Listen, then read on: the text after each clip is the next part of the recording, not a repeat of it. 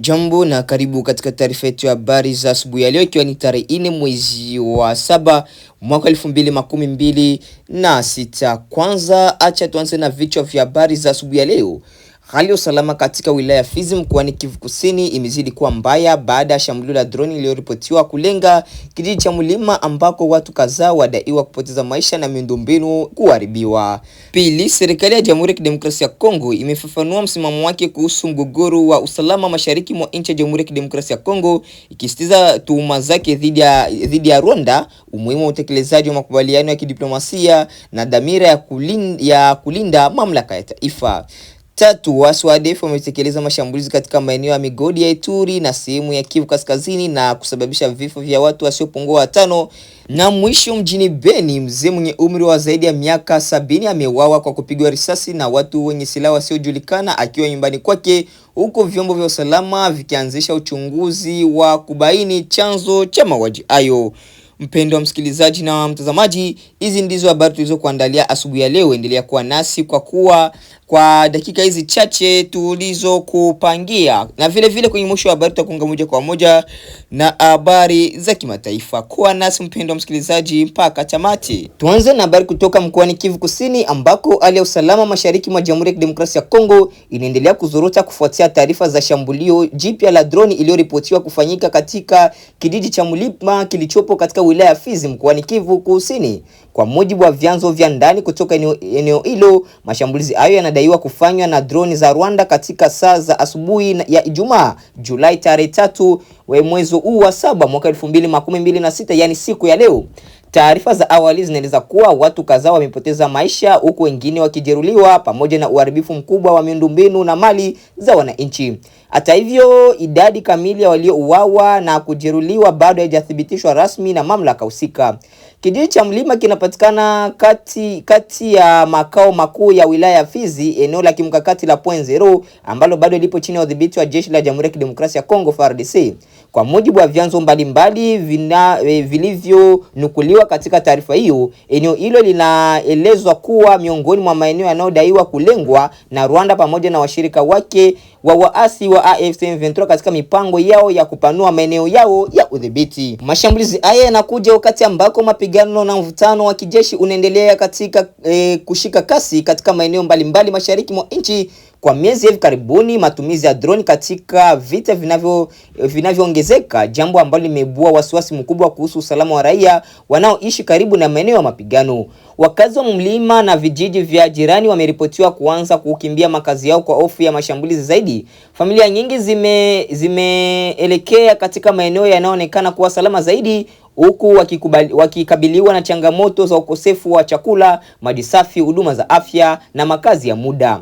Wachambuzi wa masuala ya usalama wanaonya kuwa kuendelea kwa mashambulizi katika maeneo yenye raia wengi kunaweza kuongeza zaidi mzozo wa kibinadamu unaoikabili mashariki mwa nchi ya Jamhuri ya Kidemokrasia ya Kongo. Mashirika ya misaada nayo yanakadiria kuwa ongezeko la watu wanaokimbia makazi yao litaongeza shinikizo katika kambi za wakimbizi wa ndani ambazo tayari zinakabiliwa na uhaba wa rasilimali. Mpaka sasa hakuna tamko rasmi iliyotolewa kuhusu tukio hili kutoka kwa pande ya Rwanda, huku mamlaka za Kongo zikiendelea kufuatilia hali hiyo na kukusanya taarifa zaidi kuhusu athari za shambulio hilo. Huku juhudi za kidiplomasia zikiendelea kutafuta suluhisho la mgogoro wa mashariki mwa Jamhuri ya Kidemokrasia ya Kongo, matukio kama haya yanaendelea kuongeza hofu ya kuzorota zaidi kwa usalama na hali ya kibinadamu katika eneo hilo. Turudi katika habari za siasa toka nchini Jamhuri ya Kidemokrasia ya Kongo. Serikali ya Jamhuri ya Kidemokrasia ya Kongo imeendelea kusisitiza msimamo wake kuhusu mgogoro unaoendelea mashariki mwa nchi, ikidai kuwa suluhisho la kudumu linahitaji uwajibikaji wa pande zote zinazohusika katika mzozo huo. Katika mahojiano maalum ya waziri wa mawasiliano ambaye pia ni msemaji wa serikali ya Jamhuri ya Kidemokrasia ya Kongo, amezungumzia kwa kina hali ya usalama nchini, akijibu hoja mbalimbali kuhusu chanzo cha mgogoro na hatua zinazochukuliwa na serikali kurejesha amani. Miongoni mwa masuala makuu yaliyojadiliwa ni tuhuma zinazotolewa na serikali ya Jamhuri ya Kidemokrasia ya Kongo dhidi ya Rwanda kuhusu kile kinachodaiwa kuunga mkono waasi wa AFC M23 M23. Waziri huyo amesema serikali yake ina ushahidi unaoonesha kama nchi ya Rwanda inaendelea kuunga mkono waasi wa M23 na kuwasaidia katika matukio mbalimbali, hata kama Rwanda imekuwa ikiendelea kuyakanusha madai hayo mara kwa mara. Msemaji wa Jamhuri ya Kidemokrasia ya Kongo ameeleza kuwa serikali ya DRC inaendelea kushiriki katika juhudi za kidiplomasia zinazolenga kumaliza mzozo huo kwa njia ya mazungumzo. Amesisitiza kuwa mafanikio ya juhudi hizo yatategemea utekelezaji wa ahadi zilizowekwa na pande zote, huku kila upande ukiheshimu wajibu wake kwa lengo la kurejesha amani ya kudumu katika eneo la Maziwa Makuu. Kuhusu hali ya usalama mashariki mwa Jamhuri ya Kidemokrasia ya Kongo, waziri huyo amesema serikali ya Kongo itaendelea kulinda mamlaka na mipaka ya taifa, huku akisisitiza kuwa kuna msimamo ambao serikali haitakuwa tayari kusaliti katika mchakato wa kutafuta suluhisho la kisiasa. Mahojiano hayo pia yameibua mjadala mpya kuhusu wajibu wa kila upande katika mgogoro unaoendelea mashariki mwa nchi, wakati serikali ya DRC ikiendelea kuelekeza lawama kwa Rwanda. Upande wa Rwanda umekuwa ikikanusha mara kwa mara tuhuma hizo, hali inaonyesha kuwa tofauti za pande hizo bado zinaendelea licha juhudi za kidiplomasia. Wachambuzi wa masuala ya siasa na usalama wanaeleza kuwa kauli kama hizi zinaweza kuathiri mwenendo wa mazungumzo ya amani, lakini pia zinaonyesha dhamira ya kila upande kutetea msimamo wake mbele ya jumuiya ya kimataifa. Kwa sasa wananchi wa mashariki mwa Jamhuri ya Kidemokrasia ya Kongo wanaendelea kuathirika na mapigano yanayoendelea, huku matumaini yakibaki kwenye juhudi za mazungumzo na ushirikiano wa kikanda ili kurudisha utulivu na amani ya kudumu. Hiyo ndio ilikuwa ripoti ya habari kuhusu msimamo wa serikali ya Jamhuri ya Kidemokrasia ya Kongo katika mzozo wa usalama unaoendelea mashariki mwa Jamhuri ya Kidemokrasia ya Kongo. Tujielekeze katika mkoa wa Ituri mashariki mwa Jamhuri ya Kidemokrasia ya Kongo, ambako hali ya usalama katika mashariki mwa Jamhuri ya Kidemokrasia ya Kongo inaendelea kuwa ya kutia wasiwasi baada ya kundi la waasi wa ADF kufanya mashambulizi katika maeneo kadhaa ya migodi yaliyopo katika mkoa wa Ituri na sehemu ya Kivu Kaskazini. Kwa mujibu wa timu ya ufuatiliaji wa usalama katika wilaya ya Mombasa, watu wasiopungua 5 wameuawa, huku zaidi ya raia 50 wakitekwa nyara kufuatia mashambulizi hayo yaliyotokea siku ya Jumatatu. Maeneo yaliyolengwa ni pamoja na Pangoi, Itembo, Tepe, Sapapela na Kan Liberation. Taarifa zinaeleza kuwa watu 3 waliuawa katika eneo la Itembo, huku wengine 2 wakipoteza maisha katika eneo la Tepe. Mbali na mauaji yao, waasi hao walivamia maduka ya dawa, wakipora bidhaa na mali za wananchi. Hadi sasa hatima ya wakazi wengi waliosalia katika maeneo hayo bado haijulikani, jambo linalozidi kuongeza hofu miongoni mwa familia na jamii zinazozunguka maeneo yaliyoshambuliwa. Kutokana na changamoto za kiusalama, baadhi ya maeneo bado hayawezi kufikiwa na vikosi vya usalama wala wahudumu wa misaada. Hali hiyo imefanya idadi ya waathirika iliyotolewa hadi sasa kuwa ya muda, huku kukiwa na hofu kwamba huenda ikaongezeka kadri taarifa zaidi zitakavyopatikana. Mkuu wa timu ya ufuatiliaji wa eneo la Mombasa, Rams Malikidogo, amesema kuwa wapiganaji wa ADF bado wanaonekana wakizunguka kwa uhuru katika baadhi ya maeneo tangu walipotekeleza mashambulizi hayo. Ameeleza wasiwasi wake kwamba hadi sasa hakuna hatua madhubuti zilizochukuliwa kuhakikisha ulinzi wa raia waliobaki katika maeneo hatarishi. Kutokana na hali hiyo, ametoa wito kwa wakazi wa maeneo ya Matoto, Makilima, Pamedi, Lianga, 75, Makumu, Nyanza, Elota, Wasa, Nonge, Magbutuha, Libye, Maroke, Pumzika, Pretoria na vijiji vingine kuwa waangalifu na kuchukua tahadhari kutokana na tishio linaloendelea kuwepo. Mashambulizi haya yameongeza changamoto za usalama zinazolikabili eneo la mashariki mwa Jamhuri ya Kidemokrasia ya Kongo, ambako makundi mbalimbali yenye silaha yameendelea kushambulia raia, kusababisha vifo, utekaji nyara na maelfu ya wananchi kukimbia makazi yao. Mamlaka za serikali pamoja na vikosi vya usalama vinatarajiwa kuendelea na operation za kuwasaka wahusika wa mashambulizi hayo, huku wananchi wakisubiri hatua zitakazorejesha usalama na kuwezesha kurejea kwa maisha ya kawaida ya eneo hilo. Na katika eneo la Beni, kulitokana na mashambulizi ambayo mzee mmoja alikuwa nyumbani kwake, mzee mwenye umri wa miaka 70 alikuwa nyumbani kwake na kwa ghafla watu wasiojulikana waliokuwa wakivalia silaha wakifanya mashambulizi kwa kumpiga risasi na mzee huyo kufa papo hapo. Marehemu ametambuliwa kwa jina la ndugu Siavuga Gideon, ambaye alikuwa mkazi wa eneo hilo mwenye umri wa miaka unaokadiriwa zaidi ya miaka 70. Mkuu wa kitongoji cha Ngongolio Julie Kapanga amesema tukio hilo limetokea karibu kabisa na nyumbani kwake. Ameeleza kuwa watu hao wenye silaha walivamia nyumba kwa marehemu majira saa 6:30 usiku na kutekeleza shambulio hilo kabla ya kutoweka kusikojulikana. Wapendwa wasikilizaji na watazamaji, basi acha tuwaonge moja kwa moja na habari za kimataifa. Karibu. Lakini tukisalia katika habari hiyo ni kwamba Uganda hii leo vile inatarajia kuwapokea zaidi ya 250 raia wake hao wanaorejea kutoka Afrika Kusini kufuatia wimbi la chuki dhidi ya raia wa kigeni nchini humo. Sasa mpango huo umefadhiliwa na serikali ya Uganda kufuatia agizo la Rais Yoweri Museveni. Zaidi ya Waganda 700 wanaoishi Afrika Kusini wamejisajili tayari kurejea nyumbani. Ili kufahamu zaidi, sasa tunaungana mubashara na mwandishi wetu Shoaib Ibrahim akiwa katika uwanja wa ndege wa kimataifa wa Entebbe. Hujambo Shoaib, habari ya leo? Tuambie hali ikoje hapo uwanjani.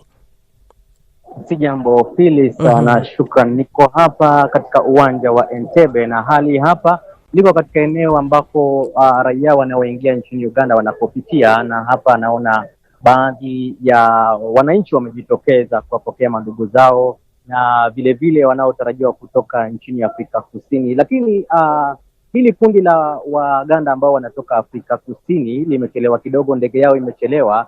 Awali ilitarajiwa kuwasili hapa uwanja wa Entebbe muda wa saa 12:30, lakini bango hapa uwanjani inaonyesha kwamba ndege hiyo imechelewa kidogo na itatarajiwa kuwasili hapa muda wa saa 3:30.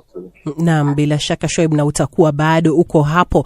Lakini kwa sasa tunachoelewa kuhusu kundi hili ni kipi? Unaweza kutueleza kwa kifupi tu?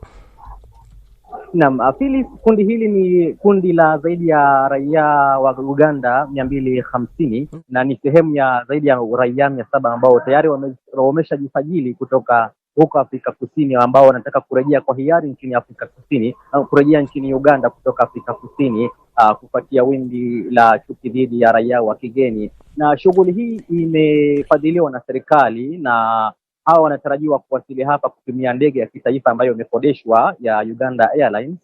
Ilitarajiwa kwamba wangefika hata jana, lakini kutokana na mchakato ambao kwanza wapitie, wachujwe na vile vile wapate yale maagizo, wamechelewa kidogo tangu jana. So hivyo wanatarajiwa kuwasili leo. Na tunadhani kwamba serikali baadaye kundi lingine litakuwa likiingia nchini Uganda.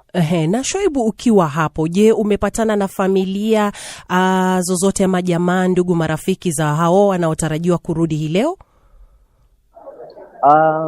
Phyllis, nimejaribu kumpata mtu mmoja ambaye amenieleza kwamba yeye ana hamu kukutana na ndugu zake, kwa sababu alikuwa anahofia kwamba pengine anaweza akawa matatani, ambaye kutokana na vuruga ambazo zimekuwa zikiendelea Afrika Kusini. Kwa hivyo baadhi yao na wengi wao wako na hamu ya kukutana tena na marafiki zao na vile vile madogo zao. Naam, Shoaib, na je, serikali nayo imezungumzia nini kuhusu hasa usalama na mipango yote kwa jumla ya kuwarejesha nyumbani hawa? Serikali kupitia ubalozi wake huko Pretoria, mjini Pretoria nchini Afrika Kusini, imesema kwamba inaendelea na zoezi la kuwasajili wale raia wa Uganda ambao wako Afrika Kusini na wanataka kurejea nchini Uganda. Na siku za hivi karibuni tu serikali ilisema kwamba kuna Mganda ambaye alijeruhiwa na kufariki katika purukushano za chuki dhidi ya raia wa kigeni. Kwa hivyo imesema itaendelea na zoezi la kuwasajili wale wote wanaotaka kurejea nchini Uganda ili kuhakikisha kwamba wako salama. Na vile vile ubalozi wa Uganda nchini Afrika Kusini umesema kwamba umeshatenga vituo vya kuwahifadhi raia wa Uganda ambao tayari wameshapewa idhini ya kuondoka nchini Afrika Kusini. Naam, shukran sana Shoaib. Msikilizaji, huyo ni mwandishi wetu Shoaib Ibrahim akiwa katika uwanja wa ndege wa kimataifa wa Entebbe, na kumbuka vile vile atakuwa kwenye matangazo yetu ya Dira ya Dunia televisheni, hivyo tutazidi kukueleza zaidi kuhusu kundi hili la raia wa Uganda ambao wanatarajiwa kufika huko kutoka Afrika Kusini. Lakini sasa tukisonga mbele na habari zingine ni kwamba idadi ya watu watu waliofariki kufuatia shambulio la Urusi ambalo lilitokea usiku huko Kiev imeongezeka na sasa imefikia watu 18. Huduma za dharura zinaendelea kutafuta manusura wanaodhaniwa huenda wako chini ya vifusi vya majengo ya makazi hayo yaliyoanguka. Jeshi la anga la Ukraine linasema kwamba Urusi ilirusha jumla ya karibu ndege zisizo na rubani 500 na makombora 70 nchini humo Ukraine usiku wa jana. Huku msaada wa moja kwa moja wa Marekani ukipungua, Rais wa Ukraine Volodymyr Zelensky ameomba tena Marekani ipatie Ukraine leseni za kutengeneza makombora ya ulinzi wa anga aina ya Patriot. Zaidi na Isabella Mwagodi.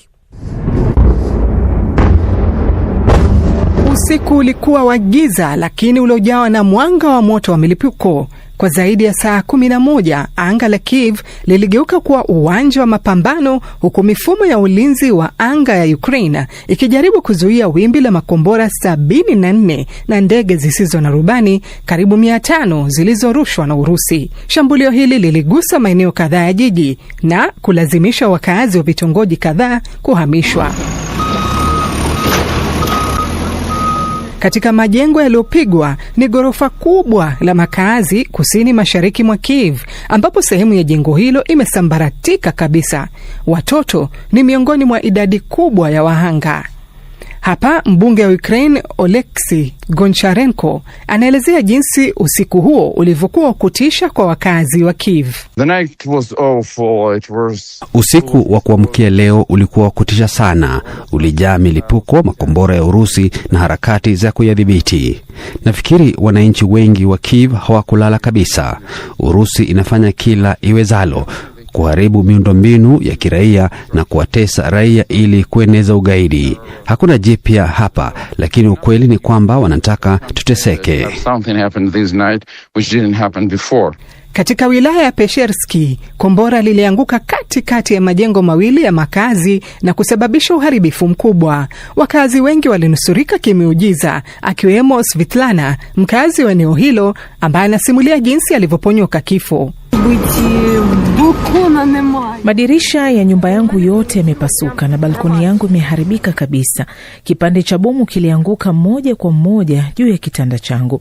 Kama ningekuwa nyumbani muda huo, nisingekuwa hai hivi sasa. Wataalamu wa kijeshi wanasema Urusi sasa inatumia mbinu mpya, mashambulizi yanayotokea kwa nadra lakini yanakuwa makubwa, yenye nguvu zaidi na yanayotumia silaha mchanganyiko, zikiwemo mabomu yasiyo na rubani mpya zenye injini za jeti ili kuchosha mifumo ya ulinzi ya Ukraine. Rais Volodymyr Zelensky ametoa wito wa dharura kwa Marekani na washirika wa Magharibi kutoa mifumo zaidi ya ulinzi wa anga ya Patriot, akisisitiza wanahitaji kulipa ombi lao kipaumbele cha kufa na kupona. Kwa upande wao, Moscow imekiri kufanya mashambulizi hayo, lakini ikidai kuwa ilikuwa inalenga viwanda vya kijeshi na miundombinu ya nishati kulipiza kisasi kufuatia mashambulizi ya Ukraine dhidi ya vituo vya mafuta vya Urusi. Msemaji wa Kremlin Dmitry Peskov ameweka wazi msimamo wao. Asubuhi ya leo, mkuu wa majeshi Gerasimov ametoa taarifa kwa amiri jeshi mkuu Rais Putin kuhusu matokeo ya mashambulizi makubwa ya kulipiza kisasi yaliyofanywa na vikosi vyetu dhidi ya Kiev na maeneo mengine. Mashambulizi haya yameelekezwa pekee dhidi ya maeneo ya kijeshi au miundombinu inayohusiana na jeshi. Hata hivyo, waziri wa mambo ya nje ya Ukraine Andriy Sybiha amelaani kauli hiyo, akisema ni unyanyasaji wa kimaadili kuhalalisha vifo vya raia na kukumbusha ulimwengu kuwa kuna mshambuliaji na kuna nchi inayojihami. Huku vita hivi vikiingia katika mwaka wa 5, mapambano ya ardhini yamekwama kwa kiasi kikubwa, ingawa makomanda wa Ukraine wanadai kurejesha baadhi ya maeneo mashariki na kukata njia muhimu za usambazaji wa vifaa vya Urusi kuelekea. Nani hapo ndipo tunapohitimisha matangazo yetu ya habari ya asubuhi ya leo, ikiwa ni tarehe 4 mwezi wa 7 mwaka 2026. Mpendwa msikilizaji na mtazamaji, acha tuendelee kutosha shukrani zetu za dhati kuendelea kuchagua Kongo Post News kama kituo chao chema na bora cha matangazo.